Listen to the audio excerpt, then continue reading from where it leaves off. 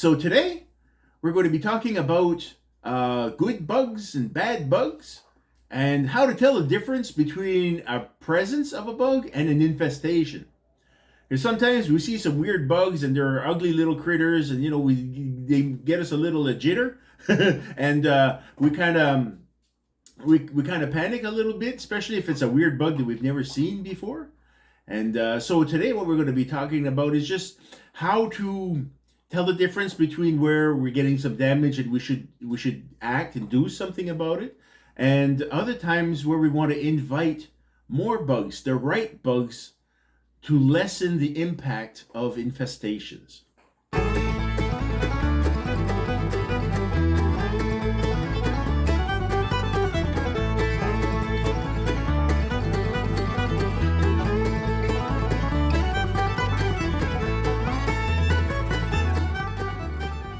So here we are. So good bugs, bad bugs, a guide to recognize the difference between a presence and an infestation. So I often get a lot of questions about different insects and what to do about them.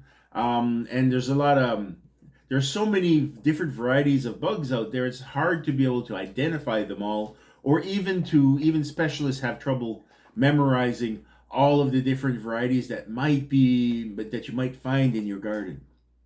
Beetles, for instance, there are more varieties of different types of beetles than the accumulated number of all other species combined on Earth. Just beetles are just such a vast life form on this planet. Very, very highly successful.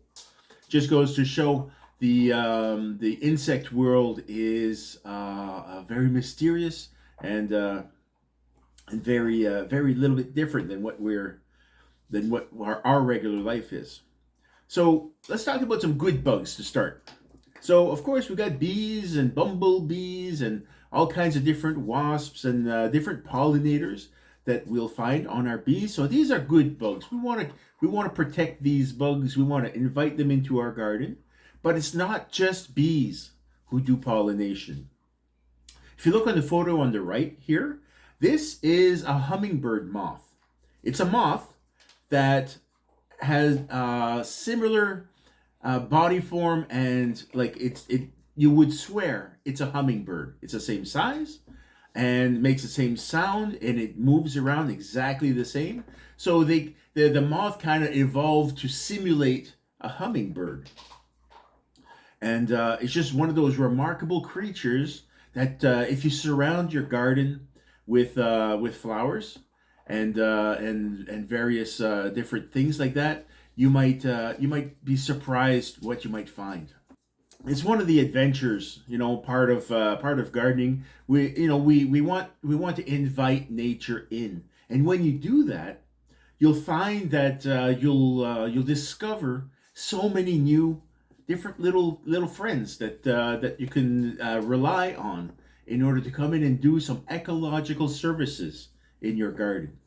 So here I talk a lot about organic gardening, biology based gardening, and I try to incorporate natural processes in the garden because nature tends to do a lot of the work that we typically, especially in commercial agriculture, we like to replace nature because we want to be in control.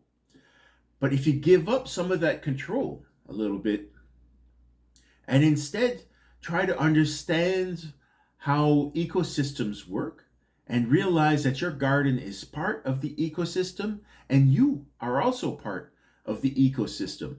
And all together, if we work in alliance and in conjunction with these different organisms, the tasks of running our garden and managing a piece of land in order to produce food becomes much less strenuous, much less costly, and much less basically the work that we have to do and the expenses, the inputs that we have to put in is much lessened. So sometimes it's fun if you go around in your garden and you bring your camera with you. Most of us have phones. Try to take some of these pictures of these different insects that you might find over the course of this summer. Just a little challenge for you to try to get you to discover some of these allies that you might find in your garden. So we want to surround our garden. That's why I encourage people to surround our gardens with wildflowers.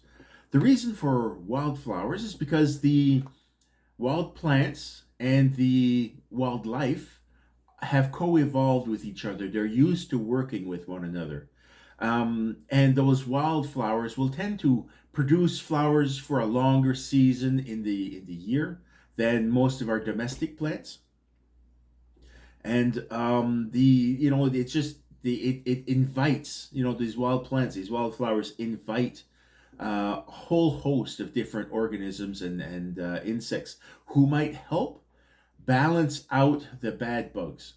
Typically, infestations come when there's a lack of predatory insects and predators in the area.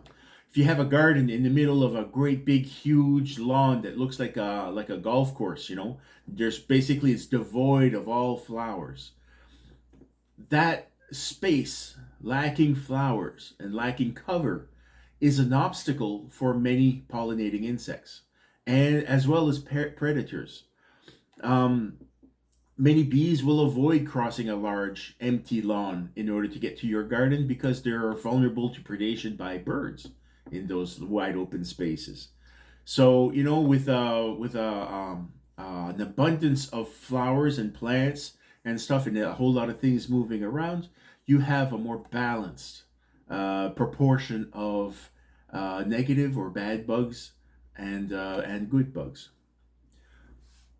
So the flowers on the left here, daisies are a standard in our summer pastures and stuff.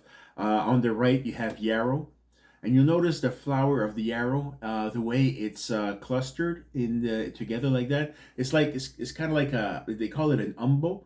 It's a bunch of little stems like that, and all the flowers sit on the same level. Um, and It's kind of like a plateau of flowers. Those are very, very good.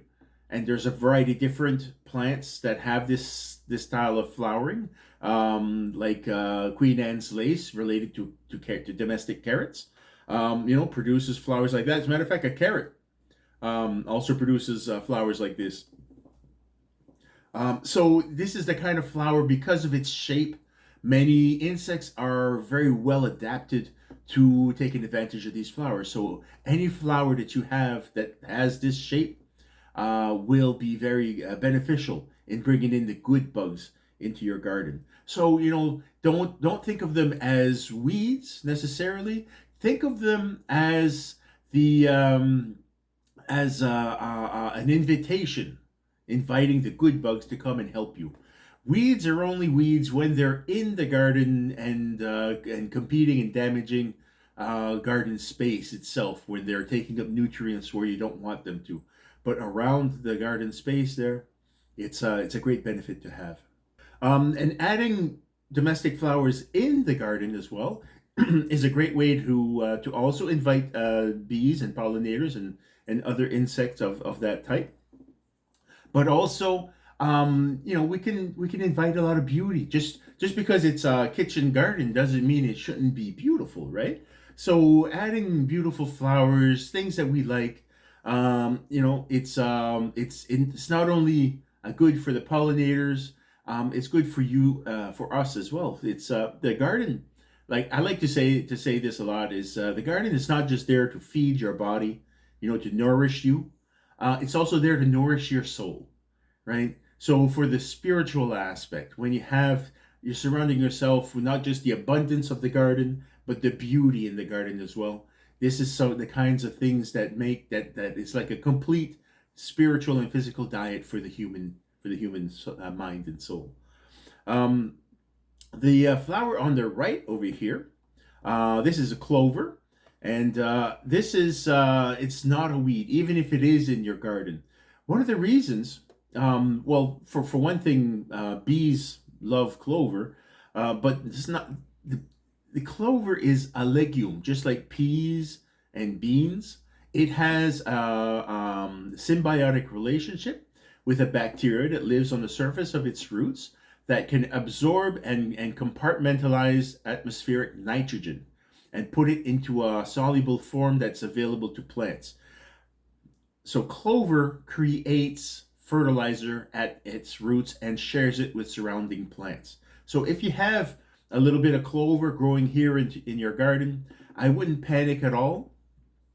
As a matter of fact, I would invite it. Oftentimes, there's certain weeds like clover, like dandelions, that I'll leave alone. I'll let them grow in my garden because of the benefits they bring. So here, you got your clover that will produce flowers for most of the season and invite bees along the way. It creates fertilizer, so where it's growing, it's not removing nutrients, it's actually adding fertility. And oftentimes, if you uproot a clover, you'll find clusters of earthworms living in and amongst its roots. So it's a harbor. It's a place of protection for earthworms. So it creates so many of these benefits that we might not consider. Oftentimes we want our garden to be like perfectly clean, manicured, perfect edges, no weeds, bare soil, and all of that stuff. And this tendency is, and we're working hard to keep that up, is actually reducing the overall output of your garden. So you want to think about, where are you putting your effort? Are you putting your effort for aesthetics, or are you putting your effort for enhanced fertility? Because if you work towards fertility and encouraging those ecological services, you're actually engaging in enhancing the garden's overall output. But if you're competing, if you're reducing, if you're removing some of these elements that give you some of these free services in your garden, you're actually working against your own interests.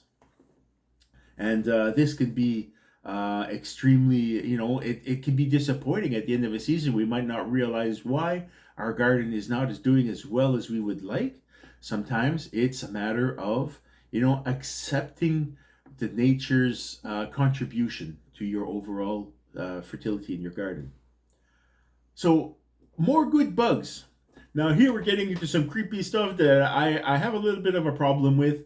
Spiders are a remarkable predator that does a lot of good in your garden. They consume incredible numbers of bugs, including many of the bad bugs that might cause infestation. Where there's a large number of a particular type of insect, your spiders are going to show up and they're going to try to balance that out. I unfortunately am extremely arachnophobic. So if if I come across spiders, sometimes you'll see me running across the field and trying to get away, screeching along the way. I can't help myself, but I try to work against my own inner instincts when it comes to being afraid of spiders, and try to respect the help that the spider offers in my garden.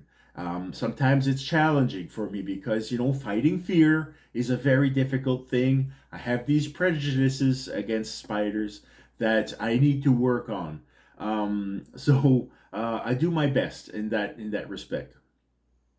Dragonflies. If you have some water features near your garden, you will attract dragonflies.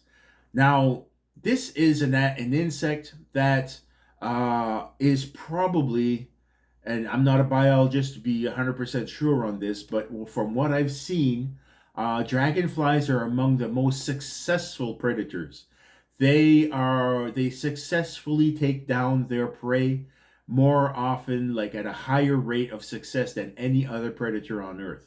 As far as I know, they will be successful at around 90% rate when they're hunting a particular insect, as compared to a lion, which might be successful 1/10 or 10% of the time. For a lion, it's enough. They'll put down 9 chases on an antelope before they can actually catch one and eat it. So, but the dragonfly is just that maneuverable, that dexterous, and is just such a formidable predator. And not just the adult, the larva that lives in our waterways and our streams and our rivers and our ponds. They as well, while they're larvae, are eating incredible numbers of things. They'll even eat like tadpoles. It's just an amazing creature that helps to balance the overabundance of certain insects. So inviting these, creating these elements in your garden, letting the spiders have a presence in your garden, not let our own fears and prejudices towards certain bugs influence too much our decisions in regards to how to handle them. Because oftentimes, when we panic about an infestation, we'll come in with a nuclear solution with a great big pesticide that will kill everything. The problem is that sometimes when we apply a pesticide, it's these predators that take the brunt of the damage, and because there are fewer predators than there are nasty bugs, but the predators eat a lot of them. So you take them out of the equation, you end up with an unbalanced ecosystem where there are no checks and balances for nasty insects who are doing a lot of damage. So that's where you want to be, apply some temperance in your application of pesticides, or even by organic solutions to certain bugs. Some of them can be used in the wrong way and negatively affect your allies in your garden, like spiders, bumblebees, and dragonflies. So now we'll turn towards the villains of our story, the potato bug. Oops, I mistranslated my text here. I did this in French, and I guess the auto translate gave me potato beast, but it's not necessarily a bad description. This is a very, very nasty bug that, as far as I know, has no positives at all.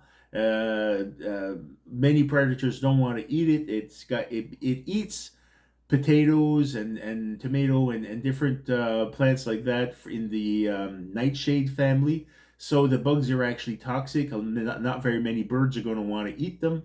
And so a lot of people end up being kind of stuck going out and hand picking potato beetles out of their garden. And it's a very bad chore. Many gardeners just won't even try to grow potatoes because this insect is so devastating and so difficult to handle without the use of pesticides. Thankfully, potatoes are don't rely on pollination in order to produce fruit, produce your crop. It's a tuber, it's underground, so the flowers above ground are not necessary. So if we do use a pesticide on your potatoes, you're not necessarily negatively impacting your pollinators and other things that you would want to protect in your garden. So you can use a limited amount of pesticide in this, and we'll talk about some organic pesticide options that are not so nuclear and will not toxify your garden soil or your crop. So because I'm assuming that most folks here are more interested in growing completely naturally without nasty chemicals, herbicides, pesticides, all of these different toxic products that diminish the levels of life. We want to encourage a living system, a biodynamic, a biologically active and powerful garden. So, this is one of those bugs that have a tendency to bring out the worst instincts in our gardening friends.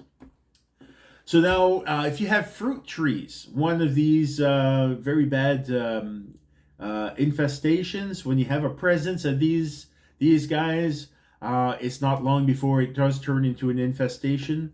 Tent caterpillars. They create these nests. This looks like cobwebs filled with little caterpillars. Um, it's best, you don't need to use a pesticide in order to control this pest. You can actually just come in the evening when the caterpillars come back to their nest. During the day, they're mostly out and about and munching on the leaves. During the nighttime, they come into to the nest.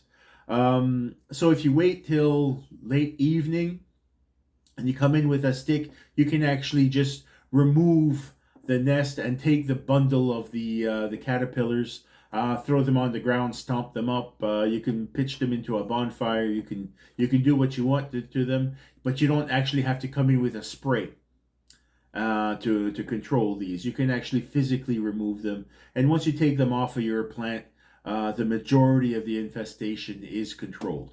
So sometimes what I'll do, and it's maybe a little bit weird, a little bit extreme, but I come in with a blowtorch, and I'll just come in and burn the nest and control them that way. Oftentimes the cobweb type material burns away, and the caterpillars fall to the ground, and you can just stomp them out, and they're done for.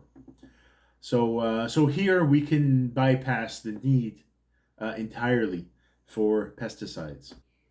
Now, cucumber beetles is one of the questions and concerns that I hear a lot from folks, is how to control cucumber beetles.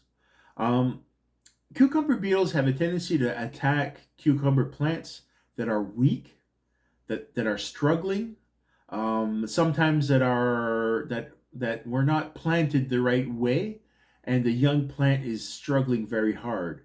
And so when the cucumber plant is struggling, it's not able to put out its chemical defenses.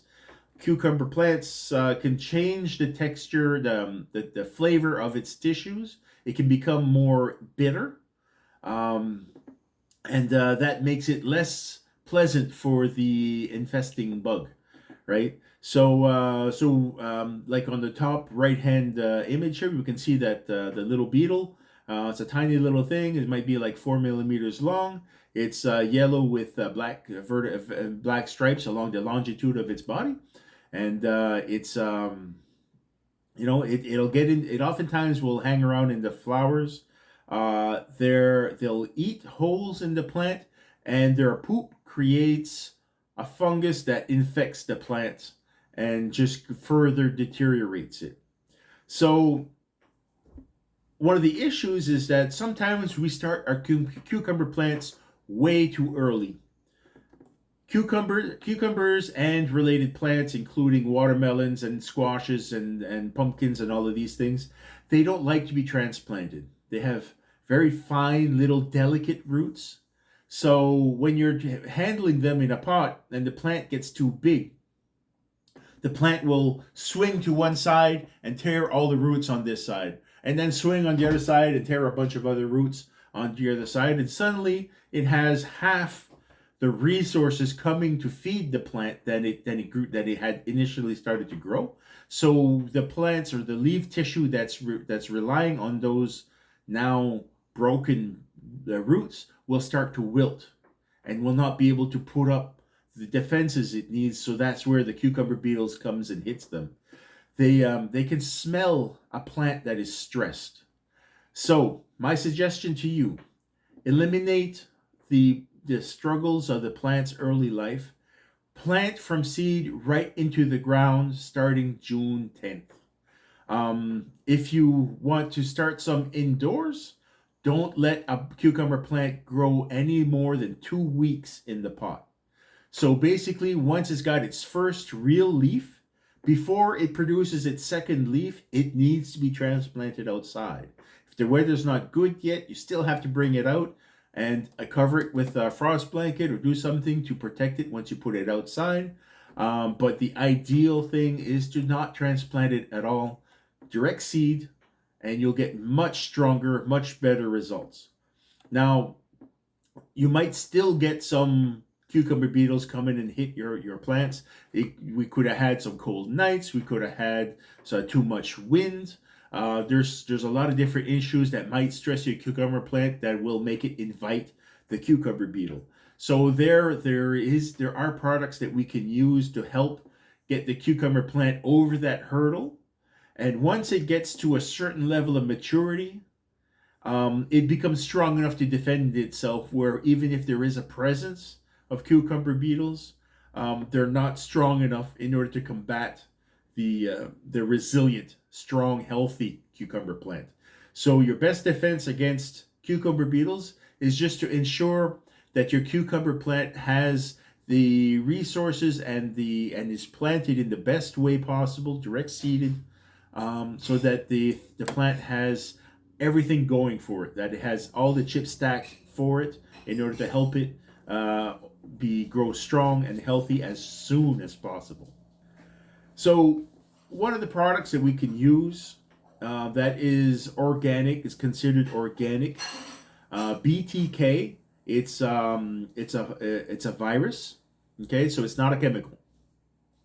It's not something that once you put on your plants that will stay in your soil, will stay on your plant and infect you. It's a virus that's specific to caterpillars. So there are different organisms that co-evolved. Well, this is a virus that evolved with the caterpillars to infect the caterpillars, and it has no effect on humans or most other or mammals or anything like that. Only caterpillars. So most insects go through a larval stage where it's like a caterpillar or a maggot or something like that. It's got like a worm type of body phase. So during this phase, it's highly vulnerable to BTK.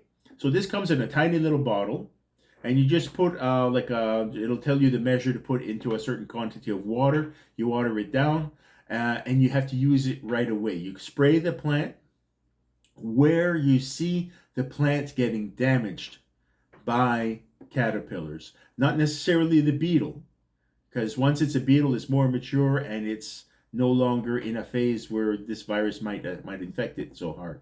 So like on cabbages, when you have the cabbage moth, that gives you tiny little green caterpillars that have exactly the same color as your cabbage. They're hard to see. You'll find them in your broccoli and your cauliflower.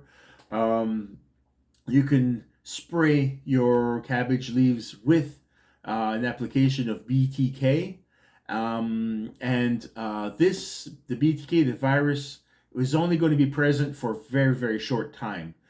Sunshine will burn off the virus, will kill it off. The solar radiation destroys it. Rain washes it off.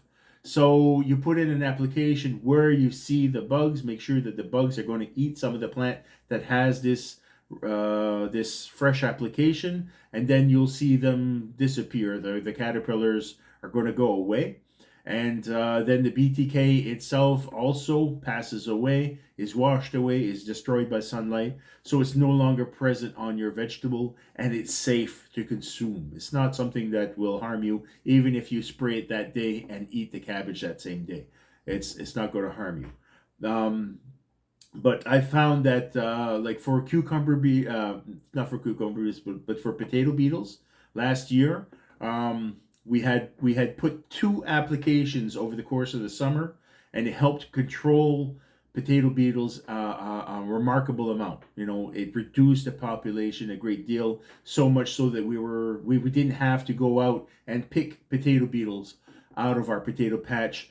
These 2 separate applications over the course of, there was like, maybe we had an application one day, and then maybe like 3 weeks later we put in a second application, and those 2 together, there was still a presence of cucumber beetles, potato beetles. I keep getting mixed up. I'm sorry about that. So we still had a presence, and they were still doing some damage to the leaves, but they usually, like at my place, I don't know how it is at your place, but if I leave potato beetles alone, they'll leave me nothing but a nub sticking out of the ground. All the leaf tissue, the stems, everything gets consumed. So here with these 2 applications, we still had leaf matter, we still had stems, and a reasonably good crop of potatoes that came out of it. So it's not overly expensive. It's considered organic. It's a personal choice Not everybody's comfortable with these choices. Myself, I hesitate a great deal before using any kind of toxin or pesticide in my garden. I want it to be inviting to life. I want my garden to be completely organic. I want to produce healthy, quality food. But there are some times where you have to make some compromises, and this was one that I felt more comfortable with. So here I'm presenting you some of the options that I've felt comfortable with. But like I said, this is a personal choice that you can consider for yourselves if you want to use this in your garden. So I'm just showing you what I use and how I use it and what kind of effect it has for my garden, so that you can make a more informed choice on your end. Diatomaceous earth. It's also an organic pesticide, but it's not a toxic chemical. It's actually, if you look at it under a microscope, it's composed of silica. It's like silica shells of microscopic organism called a diatom. It lives in the oceans. And if you look at it really close in the microscope, it looks like a bunch of broken glass. It's got really sharp shards. It's got a whole bunch of different complex shapes, and many of them are pointy. So what happens on an insect that crawls through this fine white powder, it gets into their armpits and in different parts of their shells, and irritates it as they walk. It will wear away their carapace and allow, it'll help. What happens is that their carapace is waterproof. Well, with this application of diatomaceous earth, it wears away the carapace so that the insect starts to dehydrate. They dry out and they pass away. It's very, very irritating to insects, but it's irritating to all insects. So you wouldn't want to put an application of diatomaceous earth on a plant that's flowering, that you're inviting bees. This will harm your bees as well. But with cucumber beetles, when the plant is first coming out of the ground and you're noticing some cucumber beetles hitting it, there's holes in the leaves, it's getting damaged. Edges of the leaves start turning white, transparent a little bit, it's thinning out, it's just not thriving. You can take some of this diatomaceous earth powder, and it's kind of like a baby powder. You just poof, poof, poof. You cover your plant. You can make sure that your plant tissue has a light dusting of this diatomaceous earth, kind of like baby powder on a baby's bum bum. Just a little poof, poof, poof like that. Will do an enormous amount of good to reduce the impact of the cucumber beetles on your cucumber and allow it to grow beyond that vulnerable stage. Once it starts to grow its vine and it's starting to put on some flowers, it'll put out some male flowers at first. You'll start to notice that the cucumber plant starts to get a little stronger. Then you don't need to use diatomaceous earth anymore, especially once you're starting to get some flowers on your plant. You don't want to harm your bees. So this stuff will wash away in rain. It needs to be dry in order to be effective on the insect, and the insect has to come in physical contact with this powder in order for it to affect the bug. So it's a reasonably safe product. Actually, there are food grade products made out of diatomaceous earth that people eat as a supplement. It's calcium, basically.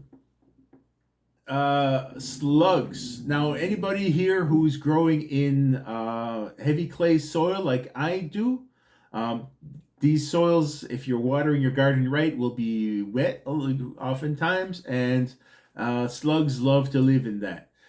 Sandy soils dry out more, and so there are not so much wet conditions, and you might not have so many slugs as I might get over here. At my place, we get slugs that are like 3 inches long. These great big giant nasty bugs. So you need wet conditions in order for your plants to grow. But sometimes, like in mulch, I recommend people use mulch, but slugs will live in that. So you want to wait a little bit in my garden here, in springtime when it's still spring rains and still moist conditions, I typically will wait until dry weather comes, until the end of June. You know, in the start of July when it starts to get hot summer weather, and you have less frequent rain. That's when I'll bring out my bags of leaves and hay and straw and start to mulch my garden to conserve what water is there. Before that, there's rain often enough that the soil is moist and we're not worrying about evaporation of water so much because it's raining every other day. So I wait a little bit until when the weather starts to get dry so that I don't create the conditions that will give me an enormous flush of slugs in my garden, especially where my young plants are cracking through the ground and starting to germinate. The very first leaves that are, as the seed germinates are very, very tender, and slugs love those. So you'll notice that your carrots are starting to germinate, your beans are germinating. It's beautiful, lots of greenery. You show up the next day after a misty, rainy night, and half of them are all gone. Well, it's the slugs that are guilty culprits in this endeavor. So you want to use some kind of, like in the beginning part, you want to reduce their population of slugs until your plants are big enough that they're no longer so vulnerable to a slug. A young plant that's just germinating, there's not a lot of tissue, you just damaged the right amount of tissue, that plant is never going to grow again. But once it's mature, a slug might be able to eat a little piece of one leaf, but it's not necessarily going to wipe out the entire plant, unless it comes in with 50 of its friends. So one of the products that I use in the garden, and I waited a lot before I tried to use this because I didn't trust it at first, but I come to rely on this product a lot more. Slug bait.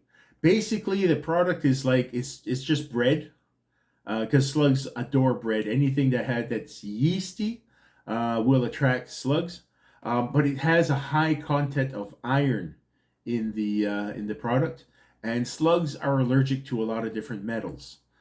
Copper, iron, these metals are harmful to the slug. So when it eats one of these slug pellets, it's got iron inside its gut. It destroys its digestive system.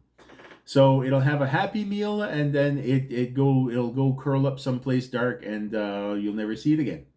So in springtime, instead of putting down mulch right away, after I planted my seeds and they're starting to germinate, I'll throw some slug pellets like this. I'll just take a handful and just spread it around like you used to in the old days. They used to sow their wheat seeds by just grabbing a handful and pitching them all over the garden.